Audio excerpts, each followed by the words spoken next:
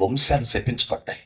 మన తాతలు, తండ్రులు, పితరులు వీళ్ళందరూ కూడా ఆ విధమైనటువంటి తిరుగుబాటు, అవిధేయతలు వారి జీవితంలో పనిచేయటం వలన వారి జీవితాలు శాపగ్రస్తమై అదే జెనెటిక్స్, అదే డిఎన్ఏ, అదే బ్లడ్ లైన్ మనలోనికి వచ్చేయటం వలన ఆ జెనెటిక్స్, వంశపారంపర్య కణాలు, రక్తము, ప్రతి డిఎన్ఏ వచ్చేయటం వల్ల ఆ బుద్ధులు లోపలికి వచ్చేసినాయి. తల్లిదండ్రుల నుంచి బుద్ధులు లోపలికి వచ్చేసినాయి. జెనెటికల్ రూపం వచ్చినట్టే అదే ముక్కు, అదే రూపం, అదే యాంగిల్, అదే వచ్చినట్టు బుద్ధులు కూడా లోపలికి వచ్చేసినాయి. కానీ యాకోబు దీవించబడ్డాడు, యాకోబు ఆశీర్వదించబడ్డాడు. ఆ ఆశీర్వాదం ఎవరిలోకి వచ్చిందంటే యోసేపులోకి వచ్చింది. ఇప్పుడు యోసేపు భయంకరమైనటువంటి ఐగుప్తు నేలలో, భయంకరమైన ఐగుప్తులో పరిశుద్ధతని ఫలించగలుగుతున్నాడు. దేవునికి స్తోత్రం. హల్లెలూయా. నేను ప్రకటిస్తున్నాను, మీ జీవితంలో ఆశీర్వాదం ప్రారంభమవుతుంది. It is going to be started. నువ్వు చూడబోతున్నావు, అంతా చీకటి, ఒక వెలుగు కనపడింది అనుకో, ఎంత అద్భుతంగా ఉంటుంది. అంతా చేతు, అంత తీపి దొరికిందనుకో, ఎంత అద్భుతం. లోకమంతా శాపం, వంశమంతా శాపం, రక్తమంతా శాపం, జెనెటిక్స్ అన్ని శాపం, వంశ పారంపర్య కణాలు శాపం, డిఎన్ఏ శాపం. ఇంట్లో రకరకాల లోపల చొచ్చుకుపోయి. కాబట్టి జెనెటికల్ ప్రాబ్లం అండి, షుగర్ అది వచ్చింది. షుగర్ అనేది ఒక వ్యాధే కదా, లేకపోతే ఇంకోటి ఒక వ్యాధులే కదా. అవన్నీ ఎలా వస్తున్నాయి? వాళ్ళలో ఉన్నది నీలోకి వచ్చేస్తున్నాయి, వారిలోకి ఉన్నది.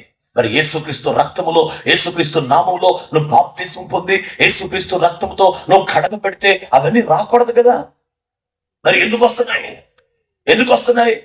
కారణం ఒకటే, నువ్వు ఆత్మని శుద్ధీకరించుకున్నంత నీ మనస్సును శుద్ధీకరించుకోలేదు, నీ శరీరాన్ని శుద్ధీకరించుకోలేదు.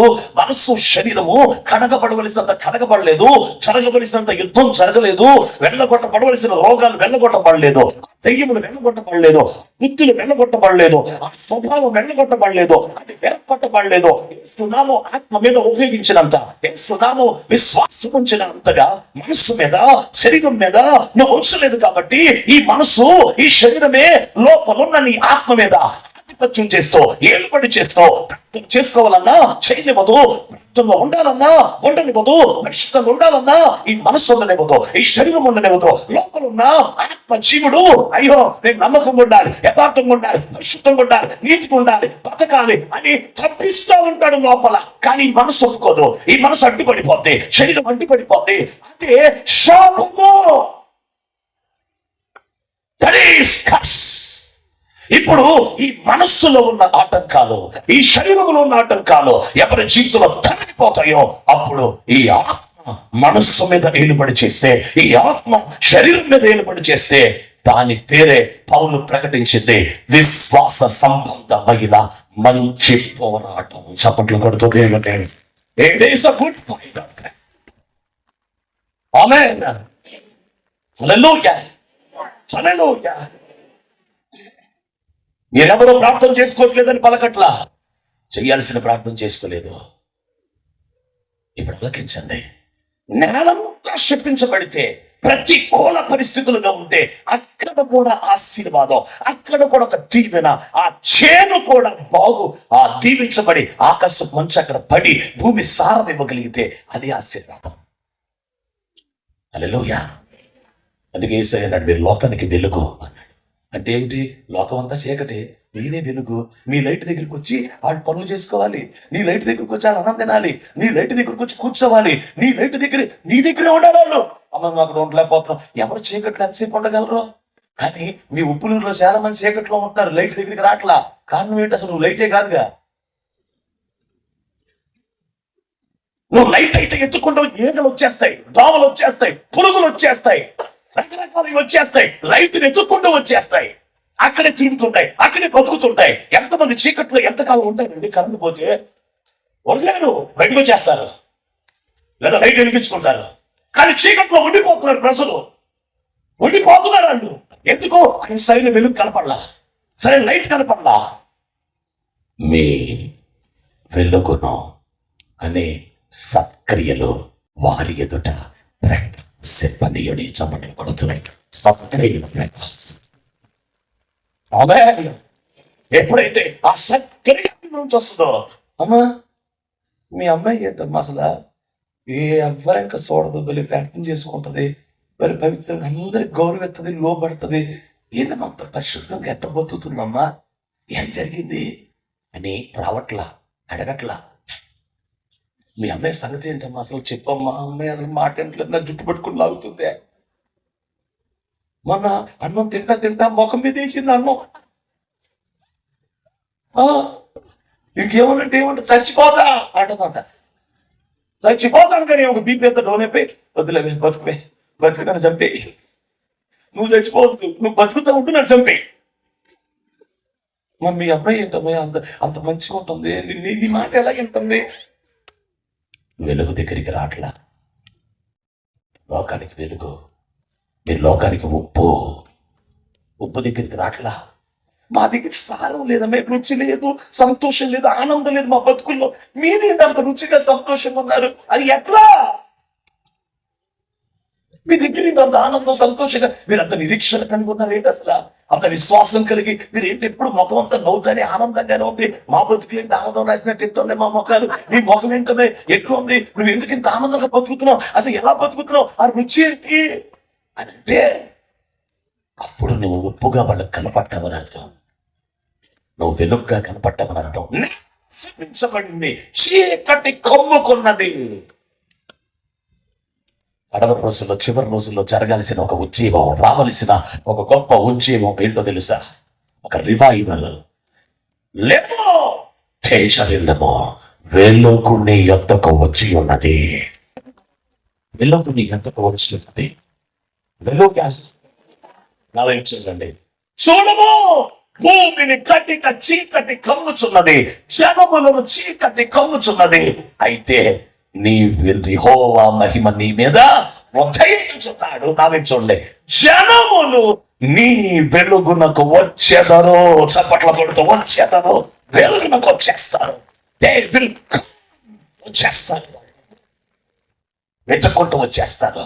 మీరు ఎలా పరిశుద్ధంగా ఉంటున్నారు, మీరు ఎలా నమ్మకంగా ఉంటున్నారు, మీరు ఎలా సహించుకుంటున్నారు, మీ ఇంట్లో గొడవలు లేవేంటి, మీకేంటి తిండి లేకపోయినా ఆనందంగా ఉన్నారు, మీకు ఇంక అప్పులు ఇంత సంతోషంగా ఉన్నారు. అసలు ఎలాగా ఈ వెలుగు ఏంటంటే, మా పైకి సియోను నుంచి ఒక వెలుగు వచ్చింది, ఓ మహిమ మా మీదకు దిగి వచ్చింది, ఆ వెలుగుతో మేము నిండిపోయా.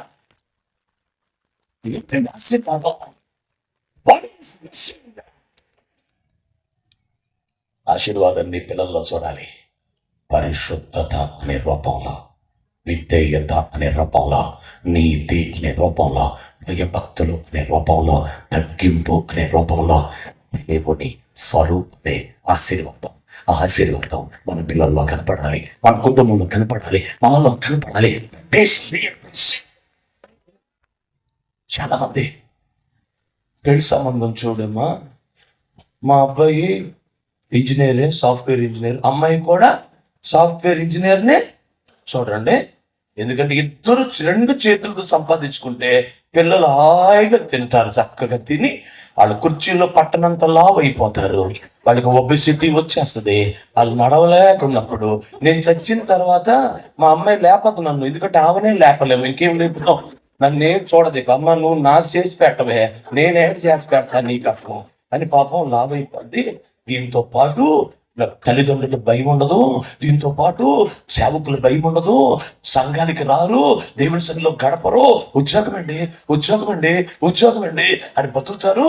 అప్పుడు మేమందరం కలిసి కట్టుకొని నరకానికి వెళ్ళి, అమ్మాయి తెచ్చావా కంప్యూటర్, ఎక్కడ కూడా పంపించి సాఫ్ట్వేర్ కంప్యూటర్ తీయమ్మ, కంప్యూటర్ తీసి అక్కడ మా అమ్మాయి సాఫ్ట్వేర్ ఎక్కడ?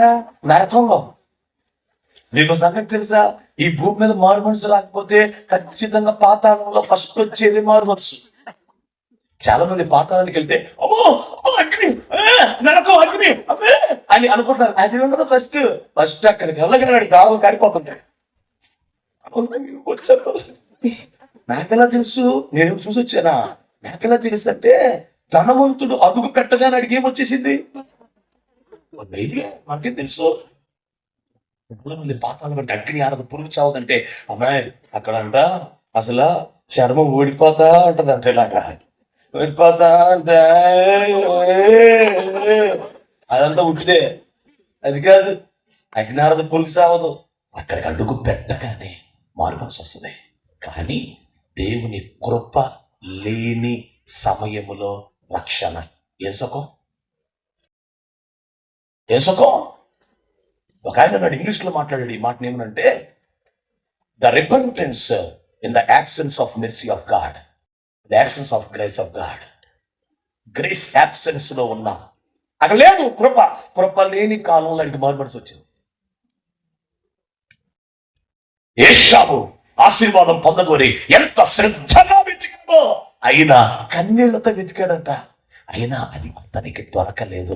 కారణం ఇన్ టైం జరగల, టైంలో జరగల, సమయంలో జరగల.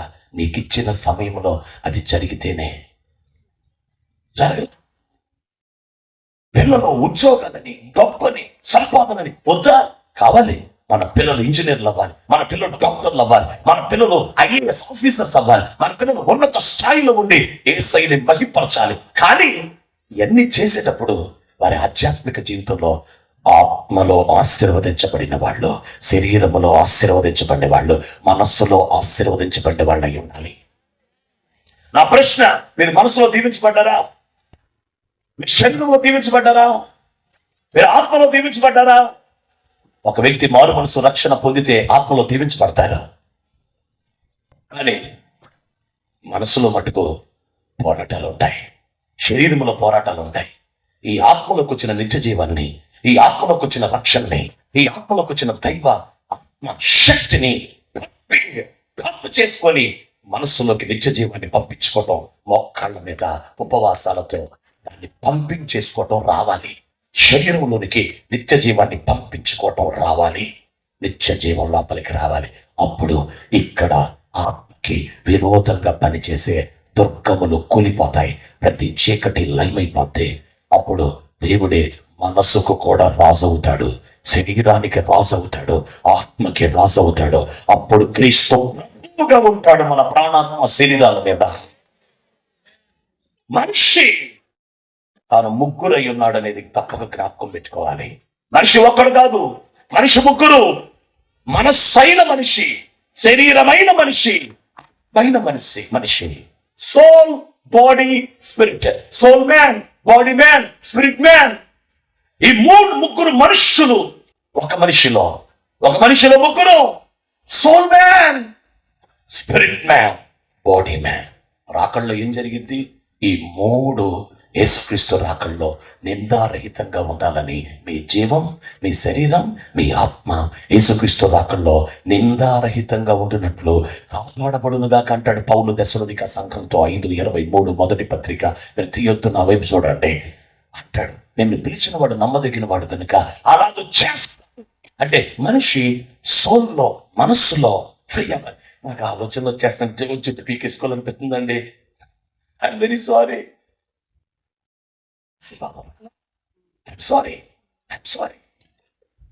దిగుపడద్దు, దుఃఖపడద్దు, బాధపడద్దు. హల్లెలూయా.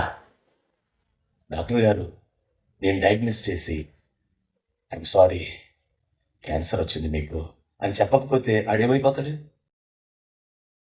సరే ఒక గుండె వీక్ గున్నోడు చెప్పినా చచ్చిపోతాడు, చెప్పకపోయినా చచ్చిపోతాడు. కానీ డాక్టర్ ఇప్పుడు మీరు ఇంటికి వెళ్తారు, సరే ఇంకొక అరగంట అయింది అనుకోండి, మీరు ఇంటికి వెళ్తారు. ఇంటికి వెళ్ళగానే మీరు ప్రభు సన్నిధిలో మీరు ఇంటికి వెళ్ళగానే ఏం ఊహిస్తారు తెలుసా?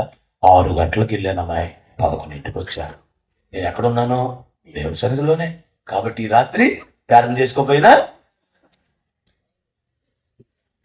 ఇప్పుడు ఎక్కడున్నావు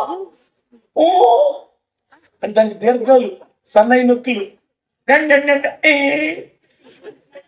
పర్లేదమ్మా ప్రార్థించక్కర్లా. అంతే, నువ్వు పడుకోగానే ఒకటి వస్తుంది వచ్చి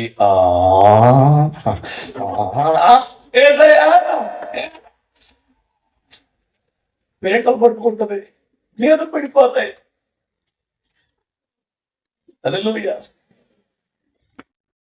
దేవునికి స్తోత్రం. లెగుద్దామన్నా ఎందుకు? నువ్వు ఒక కాపుదలు తెచ్చుకోలేదు, నువ్వు ప్రొటెక్షన్ తెచ్చుకోలేదు. నువ్వేం చేసావు? శరీరం చెప్పిన మాట విన్నావు, మనసు చెప్పిన మాట విన్నావు, ఆత్మ చెప్పిన మాట విన్నా. పరిశుద్ధాత్మ చెప్పిన మాట నీ మనసుని లొంగ తీసి చెయ్యలా. పరిశుద్ధాత్మ చెప్పిన మాటతో మీ ఆత్మతో శరీరాన్ని లొంగదీయటం మీకు రాలా. మనస్సుని లొంగదీయని వాడు, శరీరాన్ని లొంగదీయని వాడు నేల శపించబడి ఉన్నది. యెహోవా దీవించిన చేనైతే మంచు, వర్షం, భూమి సారం, విస్తార ధాన్యం, ద్రాక్షరసం, ఆకాశపు మంచు, పరిశుద్ధాత్మ అనుభవాలైన సన్నిధి, వాక్యం, పరిశుద్ధాత్మ అనుభవాలు. ఆత్మ బతుకుతాడు, మంచుగా మన మీదకి వచ్చి కప్పుతాడు. ఆ మంచు గురించి పరిశుద్ధ మంచు సారము. హల్లెలూయా. నువ్వు ఫలించడానికి విస్తారమైన కృప. హల్లెలూయా. విస్తార ధాన్యం, వాక్యం అనే ఆహారం, విస్తార ద్రాక్షరసం, సంతోషం, ఆనందం, నెమ్మది. విస్తార ద్రాక్షరసం, సంతోషం, నెమ్మది, అది ఆశీర్వాదం అంట. అయ్యా మరి ఇది ఎలాగా పరిష్కారం? ఉంది పరిష్కారం. మన దేవుడు పరిష్కరించే దేవుడు. హల్లెలూయా. దేవునికి స్తోత్రం కలుగును గాక. ఇప్పుడు ఈ మనస్సు పరిశుద్ధతని, ఈ శరీరం పరిశుద్ధతని, ఆత్మ ఎలాగో పరిశుద్ధంగా ఉంటుంది. రక్షణ పొందిన ఆత్మ లోపల పరిశుద్ధమే, లోపల పరిశుద్ధమే. కానీ ఈ మనస్సు, ఈ శరీరమే ఈ ఆత్మను కూడా నిత్యాగ్నిలోకి తీసుకెళ్ళెత్తి, ఈ ఆత్మని, ఈ మనస్సు, ఈ శరీరమే. అందుకే పౌలు సంఘాలతో మాట్లాడుతూ ఆత్మానుసారమైన మనస్సు జీవం, శరీరానుసారమైన మనస్సు మరణం. మరణం అది లోపడదు దేవుని వాక్యానికి, ధర్మశాస్త్రములకు ఎంత మాత్రము లోపడదు అని వాక్యం సెలవిస్తా ఉంది. అందరు మీ కుడి చేయి పైకి ఎత్తండి. యేసు క్రీస్తు నామములో మీ శరీరంపై జయము కలుగునుగాక. యేసు క్రీస్తు నామములో మీ మనసుపై జయం కలుగునుగాక. మీ అంతరంగ పురుషుడు మనస్సును, శరీరమును లోపరుచుకునుగాక. చప్పట్లు కొడుతూ ఆ కృప నీకు వచ్చినదని నమ్మి త్వరలో పొందబోతున్నావు.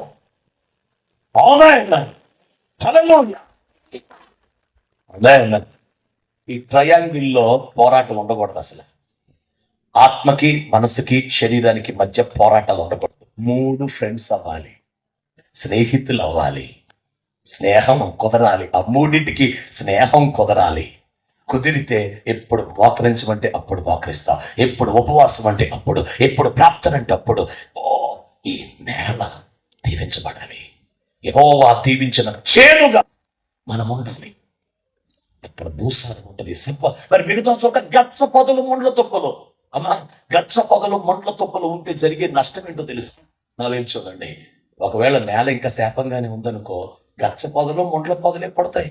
మరి గచ్చ పొదలు, ముండ్ల పొదల వల్ల నష్టం ఏంటండి? ఆహారం ఉండదు. గడ్డి తింటానా? ఆహారం ఉండదు. ముండ్ల తుప్పల వలన, గచ్చ పొదల వలన ఆహారం ఉండదు. ఓకేనా? 2 నష్టం చెప్పనా? చేరకుండా చేరతాయి. అక్కడికి పావులు వస్తాయి, పురుగులు వస్తాయి, తేళ్లు వస్తాయి, బల్లులు వస్తాయి. ఇంకోటి వచ్చి పొద బాగుందని హాయిగా పొదల్లో ఉంటాయి. స్తోత్రం చెప్పండి. రైట్, థ్యాంక్ యూ అయ్యా. ఏమండి, నా వైపు చూడండి. ఆ గచ్చ పొద, ముండ్ల పొదల్లోకి పురుగులు వస్తాయి, పురుగు పుట్ట చేరతాయి. అంటే ఏమిటి? రకరకాల చెడ్డ బుద్ధులు, చెడ్డవన్నీ లోపలికి వస్తాయి. అమ్మ, మా ఇంట వంట లేదమ్మా, ఈడెందుకమ్మ ఈ పని చేశాడు. హల్లెలూయా. మొన్న ఎవరో జగన్మోహన్ రెడ్డి మీద రాయిస్తారంట. వాళ్ళ అమ్మని అడిగితే పోలీసులు అంటే, అమ్మో మా అబ్బాయి అట్టడు కాదు, మా అబ్బాయి అట్టడు కాదు అడిగింది. సరే, అయ్యి ఉండొచ్చు, అఫ్ కోర్స్, తల్లి మనసు అయ్యి ఉండొచ్చు. కానీ పిల్లడు రాయిస్తాడు, మరి ఆడిస్తాడు, ఇంకోటి ఇస్తాడు, మనకు తెలీదు. సరే, మా పిల్లలు మంచోళ్ళు, మంచోళ్ళు, మంచోళ్ళు. ఆ పురుగు పుట్ట చేరుతున్నాయి, ఆ గచ్చ పొదలు, ముండ తొక్కులు, అర్జెంటుగా నేల దీవించబడాలా, ఈ ప్రాణాత్మ శరీరం దీవించబడాలా. హల్లెలూయా. అదే మీరు బైబిల్ తీయద్దు, టైగర్లందరికి తెలుస్తుంది. అదే ఆదికాండంలో ఏముంటుందో తెలుసా? నేలను సేద్యము చేయుటకు నరుడు లేడు. నేలను ఏం చేయటం, సేద్యం చేయటం ఎవరు లేరండి.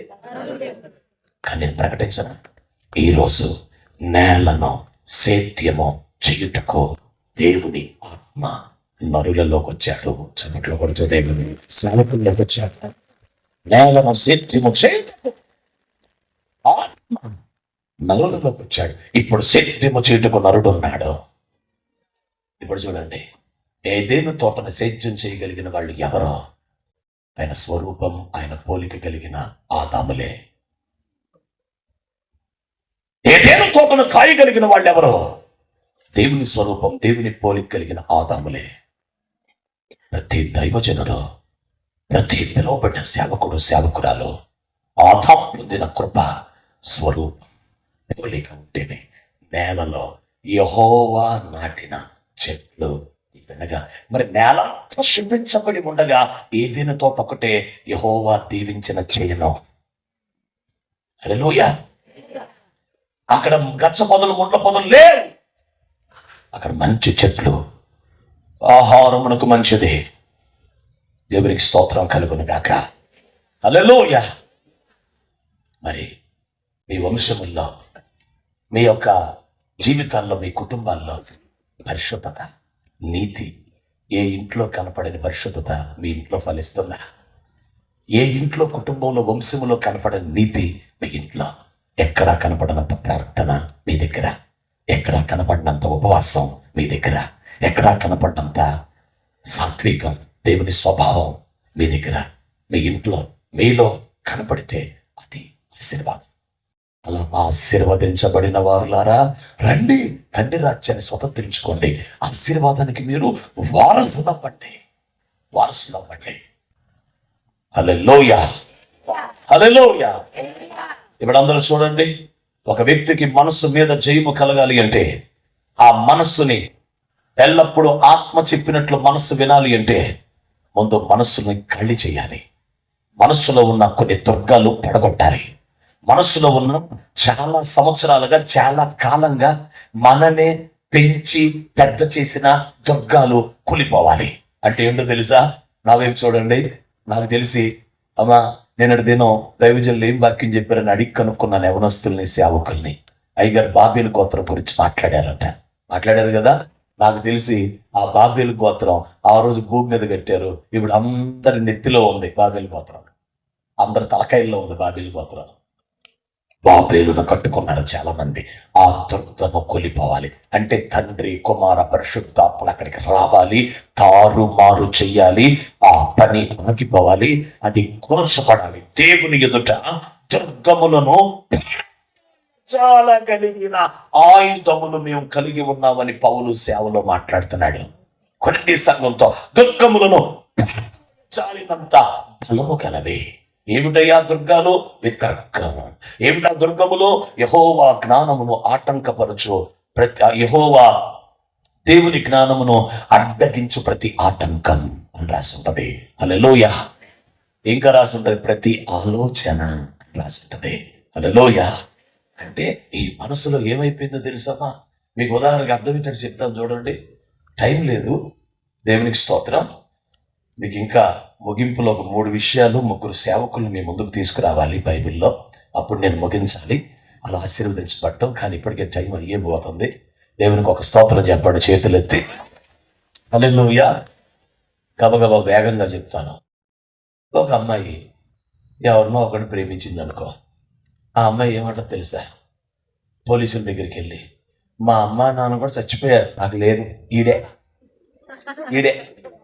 వీళ్ళ అమ్మ వచ్చి అంటది, అమ్మాయి స్వాతి నేనే, చూడలే తలకి తిప్పుతుంటే అంటది. అమ్మాయి అంటది. గాడిద అయిపోయింది కదా. ఈ గాడిద గుర్రాలు తల ఎక్కువే కాదు అంటే చూడలే స్వాతి అంటే అంటది. చూసింది మరి చూసి అనింది. అంటే నువ్వే నేనే తల్లినే. ఎందుకు? ఒక స్ట్రాంగ్ హోల్డ్, ఆలోచనలో ఒక స్ట్రాంగ్ హోల్డ్ అనగా ఒక బలమైన దుర్గం ఆమెలో ఏర్పడింది. ఆ దుర్గం వలన ఈ మనసుకి, ఆడెవడు మజిమకుడు ఉన్నాడు కదా, ఆ మజిమకుడు మనసుకి వీళ్ళిద్దరికి ముడిపడింది టై. దాన్ని సోల్ టై అంటారు. మనసులు ప్రాణబంధకం ఏర్పడింది. ఇప్పుడు ఆ బంధకం మీదకి దేవుని అగ్ని, దేవుని శక్తి వీళ్ళు ఇష్టపడితేనే సుమా కనీసం ఇద్దరిలో ఒకళ్ళు ఇష్టపడాలి. ఏమనంటే, నాకు ఇది వద్దయ్యా, నేను మర్చిపోలేకపోతున్నాను, కొంచెం ప్రార్థన చేస్తారా, నేను కొంచెం మర్చిపోలేకపోతున్నాను, నా కోసం ప్రార్థన చేయనమ్మో, నేను నాకు వదలలేకపోతున్నాను, నా వల్ల అట్లా అని యథార్థంగా ఆ బంధకం నుంచి బయటికి రావటానికి ఇష్టపడి ప్రార్థనకి తల ఉంచితే అప్పుడు వారికి విడుదల జరుగుతుంది. హల్లెలూయా. చాలా మంది ఆడపిల్లల మనస్సులు వాళ్ళ దగ్గర లేవు. ఆల్రెడీ దురాత్మ ఎత్తుకెళ్ళిపోయాడు. ఆకాశ మండలంలో కొన్ని భయంకరమైనటువంటి కొన్ని కేజెస్, కొన్ని జైళ్ళు పెట్టుకొని ఉన్నాడు సైతాన్ గాడు. ఆ జైల్లో ఉన్నారు. మీ ఇంట్లో మనుషులు శరీరంతో ఉన్నారు తప్ప మనసులన్నీ జైల్లో ఉన్నాయి. దేవుడు మీకు దర్శనమందు, స్వప్నములందు మీ పిల్లల ప్రతి పరిస్థితి, నిజంగా వేదన పడుతున్న తల్లులు ఉంటే మీరు ప్రార్థన చేసుకునేవారైతే యేసయ్య ఈ సంగతులు మీకు బయలుపరచునుగాక. మీ పిల్ల ఎక్కడుందో చూసుకో, మీ కొడుకు ఎక్కడున్నాడో చూసుకో. కానీ నీ కళ్ళ ముందు ఇంట్లో ఉంటాడు, కానీ అక్కడ లేడు. వాడు అక్కడ ఉన్నాడు. అక్కడ ఉండి ఇక్కడ బతుకుతున్నాడు. అది అక్కడ ఏదో ఒక సైతానుడు దురాత్మ ప్రీతిస్తే అది సోల్ని, అది మైండ్ని అది ఇక్కడ నడుస్తున్నాడు. అందుకే మాట విధే చూపించరు. ఇప్పుడేమవ్వాలి? ఈ మనసు ఖాళీ అవ్వాలి, ఈ మనసు శుద్ధ అవ్వాలి, ఈ మనసు పరిశుద్ధం అవ్వాలి, ఈ మనసు దుఃఖంలో అవ్వాలి. దేవునికి స్తోత్రం చెప్పండి. హల్లెలూయా. అందరూ ఒకసారి చెయ్యిలాగానండి, ముందుగానండి చెయ్య. ఏళ్ళు మూర్చి ఇలా థమ్స్అప్లను పెట్టండి, పైకి ఇలా పెట్టినాను, లైవ్ చూడండి అందరూ. ఆశలు అనండి, ఆలోచనలు, ఆవేశాలు, ఊహలు, జ్ఞానము. ఇది నెత్తి మీద పెట్టుకోండి. ఇది మీ మైండ్. చేసేయండి. నవ్వుతున్నారు, నాకు అర్థం కాలేదు. ఇది తెలియకే కదా మీ జీవితాలు ఇలా పాడైపోతున్నాయి. అవి చూడండి, ఆలోచనలు, ఆశలు, ఊహలు, ఆవేశాలు, ఇవి దేవుడు ఏర్పాటు చేసిన ఫ్యాకల్టీస్, కొన్ని బ్లాక్స్ ఆఫ్ మైండ్. మనస్సులో కొన్ని డ్రైవ్స్ అంట, కొన్ని డ్రైవ్లు ఇవి. అవి దేవుడు ఏర్పాటు చేశాడు. నా వైపు చూడండి. హల్లెలూయా. మీ ఆలోచనలన్నీ దైవాలోచనలతో నింపబడ్డాయా, దురాత్మ ఆలోచనలు వస్తున్నాయా? నెంబర్ 2, మీ ఊహలన్నీ చెడ్డగా ఉన్నాయా, మంచి ఊహలు వస్తున్నాయా? నెంబర్ 3, మీ ఆవేశాలు అది దైవావేశముగా ఉందా, లేక శరీరావేశం పనిచేస్తుందా?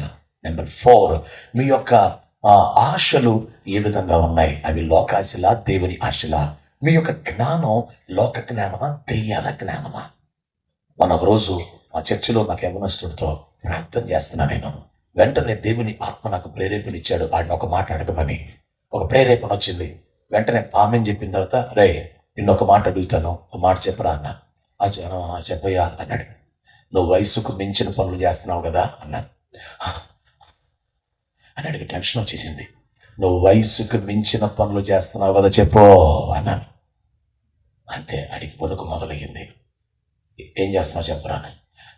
సెల్ ఫోన్లో చూడకుండా చూస్తున్నానా చెప్పేశాడు. సెల్ ఫోన్లో పాపం చూస్తున్నాడంట, సెల్ ఫోన్లో ఉన్న అపవిత్రత చూస్తున్నాడంట. అదొక దురాత్మ, స్పిరిట్ ఆఫ్ ఫోనోగ్రఫీ. అది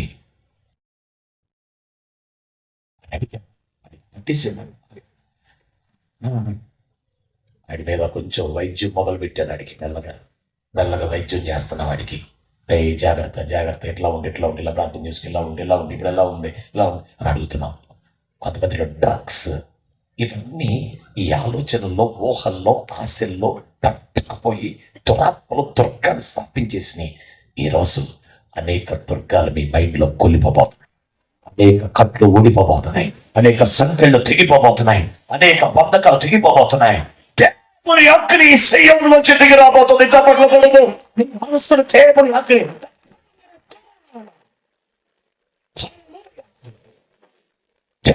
శక్తి పాస్టర్ గారు చేయి పెట్టి ప్రార్థన చేస్తే కాదు, నువ్వు విశ్వాసంతో వింటున్నప్పుడే కార్యాలు జరుగుతాయి. హల్లెలూయా. బైబిల్ చెప్తున్న మాట ఏంటో తెలుసా? నాకు ఆలోచనకర్త అయిన యెహోవాను స్తుతించెదను. యేసయ్య పుట్టినప్పుడు ఆయన పేరేంటో తెలుసా? ఆశ్చర్యకరుడు, ఆలోచనకర్త. అదేంటో దరిద్రం, మన ఆలోచనలకి ఆయన కాదు కర్త, ఆడెవడో ఉన్నాడు. ఆలోచనకర్త ఎవరు నీకు చెప్పు. అయ్యా, నా ఆలోచనలన్నీ యేసయ్య మూలంగానే కలుగుతున్నాయి. ఆయన ఆలోచనలకు కర్త. అంటే దేవుడు ఆలోచన మానవుడికి ఎందుకు పెట్టాడంటే ఆయన కర్తగా ఉండాలి, అందులో పుట్టించాలి. అంటే ఆయన ఆలోచన పుట్టించేదో చేయించాలి, అది ఆయన కొందొక దారి. కానీ ఆ మార్గాన్ని సాతాను క్యాప్చర్ చేశాడు. కారణం, నేల శపించబడింది. కారణం అది. ఓ చిన్నపిల్ల కూర్చొని, ఎవరొస్తున్నారు కూర్చొని, వాళ్ళు డ్రెస్ తీసారు, వీళ్ళు డ్రెస్, కొంచెం నేను ఎక్కడికి వేసుకుందామా, ఇక్కడికి వేసుకుందామా, కొంచెం ఎక్కడికి వేసుకుందామా, కొంచెం ఎక్కడికి వేసుకుందామా, అమ్మ ఏం వేసుకుంది అందా. వాళ్ళు ఎలాంటి బట్టలు వేసుకుని ఎట్లా నడిచారు, వాళ్ళు ఇట్లా నడిచారు చక్కగా, వాళ్ళు ఎట్లా వెళ్ళారు అని పాపం ఈ పిల్ల ఆ ఆలోచనలు ఈ ఆలోచనలతో చచ్చిపోతూ ఉంటది. ఇంకొంచెం అందంగా కనపడదామా అంటే నీ ఆలోచనలకి కర్త ఎవరో,